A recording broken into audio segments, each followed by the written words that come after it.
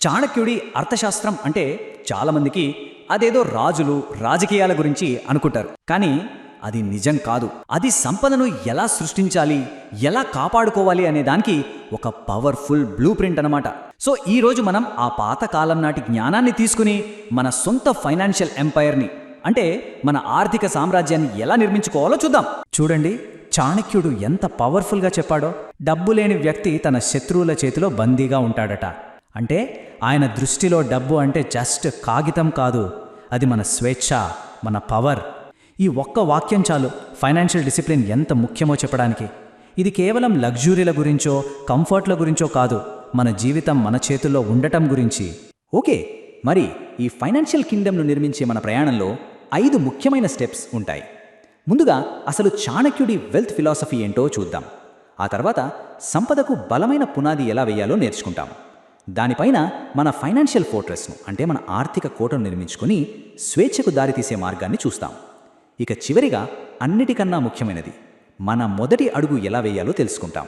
సరే, అయితే మొదటి సెక్షన్లోకి వెళ్ళిపోదాం. అసలు చాణక్యుడి దృష్టిలో డబ్బు అంటే ఏంటి? మనం అనుకుంటున్నట్టేనా, లేక దాని వెనుక వేరే ఏదైనా లోతైన అర్థం ఉందా? చూద్దాం రండి.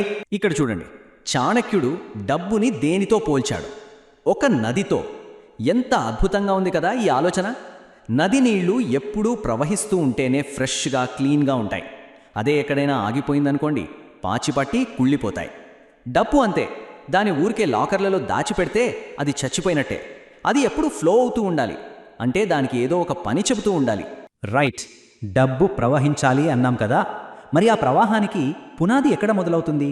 ఏ పెద్ద బిల్డింగ్కైనా ఫౌండేషన్ స్ట్రాంగ్గా ఉండాలి. మన ఫినాన్షియల్ కింగ్డమ్కి కూడా అంతే. ఆ ఫౌండేషన్ ఏంటంటే సరైన నైతిక విలువలు, సరైన మైండ్ సెట్. మరి ఈ డబ్బుని ఫ్లోలో ఉంచడం ఎలా? చాణక్యుడు దీనికి 3 మార్గాలు చెప్పాడు. మొదటిది మన ఎడ్యుకేషన్ మీద, మన స్కిల్స్ మీద ఇన్వెస్ట్ చేయడం. ఎందుకంటే ఈ సంపదను మన దగ్గర నుంచి ఎవ్వరూ దొంగలించలేరు. రెండోది మంచి పనుల కోసం, సమాజం కోసం ఖర్చు పెట్టడం. ఇక మూడోది తెలివైన ఇన్వెస్ట్మెంట్ల ద్వారా దాన్ని ఇంకా పెరిగేలా చేయడం. ఇది చాలా చాలా ముఖ్యమైన పాయింట్. ధర్మం. చాణక్యుడేమంటాడంటే అడ్డదారిలో సంపాదించిన డబ్బు సాయంత్రం సూర్యుడు అస్తమించినంత ఫాస్ట్గా మాయమైపోతుంది. నిజంగా తరతరాలు నిలబడే సంపద కావాలంటే దానికి పునాదిరాళ్లు 3: నమ్మకం, నిజాయితీ, ధర్మం. ఇక వినయం, హ్యూమిలిటీ, పవర్ గురించి చూద్దాం. ఈ స్లైడ్ ఎంత బాగా చూపిస్తుందంటే అహంకారంతో ఉన్న తెలివైన వాడు కూడా తన జ్ఞానాన్ని కోల్పోయిన మూర్ఖుడితో సమానం అంటాడు చాణక్యుడు. ఎందుకంటే అహంకారం మనల్ని నేర్చుకోకుండా ఆపేస్తుంది. అదే వినయం ఉన్నవాడు ఎప్పుడూ నేర్చుకుంటూ ఉంటాడు, అందరి గౌరవాన్ని, సపోర్ట్ను పొందుతాడు. సో పాయింట్ ఏంటంటే డబ్బు మనకు వినయాన్ని నేర్పాలి, అహంకారాన్ని కాదు. ఓకే, మన ఫౌండేషన్ ఇప్పుడు స్ట్రాంగ్గా ఉంది. నెక్స్ట్ ఏంటి? ఆ ఫౌండేషన్ మీద ఒక బలమైన కోట కట్టాలి. మన ఫైనాన్షియల్ ఫోర్ట్రెస్ అన్నమాట. మరి దాన్ని కట్టి శత్రువుల నుంచి ఎలా కాపాడుకోవాలో తెలుసుకోవాలి కదా. దానికోసం కొన్ని పవర్ఫుల్ స్ట్రాటజీస్ చూద్దాం. అప్పు చాణక్యుడి దృష్టిలో అదొక విషంతో కలిపిన నిపురవ లాంటిది. ఎంత భయంకరమైన పోలిక కదా. ఆయన అప్పును శత్రువుతో, జబ్బుతో పోల్చాడు.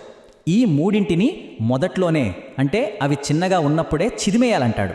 ఎందుకంటే అప్పు మన డబ్బును మాత్రమే కాదు, మన ప్రశాంతతను, మన ఆత్మగౌరవాన్ని కూడా కాల్చేస్తుంది. అయితే ఇక్కడ ఒక చిన్న ట్విస్ట్ ఉంది. అన్ని అప్పులు చెడ్డవి కావు. చాణక్యుడు అప్పులో 2 రకాలున్నాయని చెప్పాడు.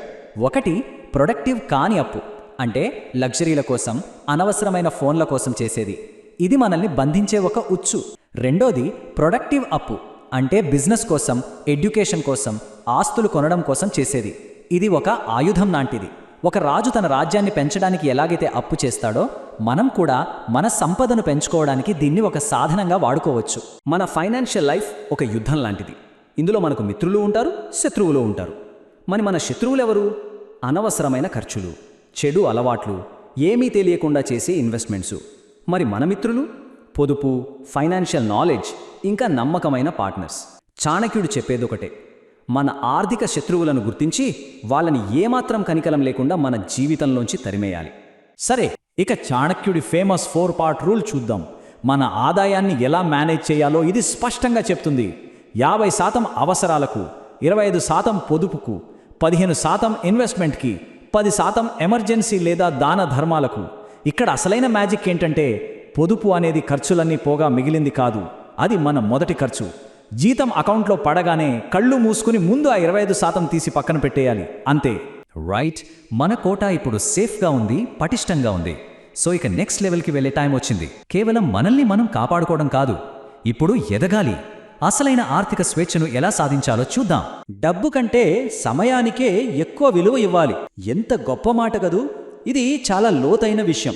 ఎందుకంటే పోయిన డబ్బును మనం కష్టపడి మళ్ళీ సంపాదించుకోవచ్చు, కానీ గడిచిపోయిన ఒక్క సెకను కూడా వెనక్కి తీసుకురాలేం.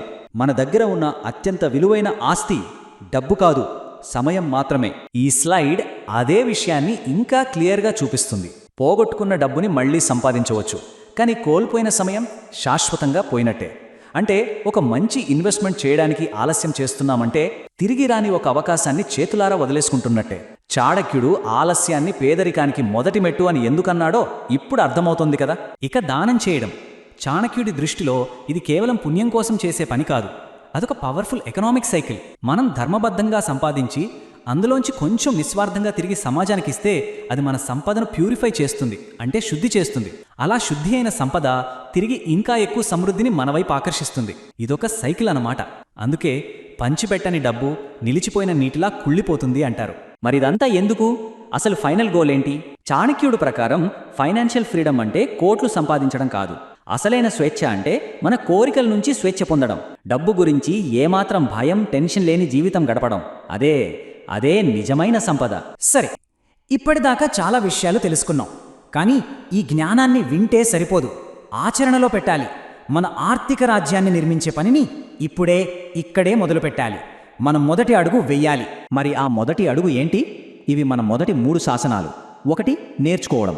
ఈ రోజే ఒక మంచి ఫైనాన్షియల్ బుక్ చదవడం మొదలుపెట్టాలి. 2. పొదుపు చేయడం. ఈ నెల మన ఆదాయంలోంచి ఖచ్చితంగా ఎంత సేవ్ చేయాలో ఇప్పుడే నిర్ణయించుకోవాలి. 3. వదులుకోవడం. ఈరోజు ఏదో ఒక అనవసరమైన ఖర్చుని పూర్తిగా మానేయాలి. గుర్తుంచుకోండి, మన ఆర్థిక జీవితాన్ని మార్చే శక్తి మన చేతుల్లోనే ఉంది.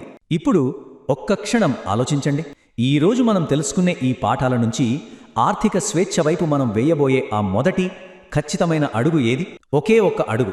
అది ఏంటో ఆలోచించి ఒక నిర్ణయం తీసుకోవాలి. ఎందుకంటే జ్ఞానం కాదు, ఆచరణే మనల్ని విజయానికి దగ్గర చేస్తుంది.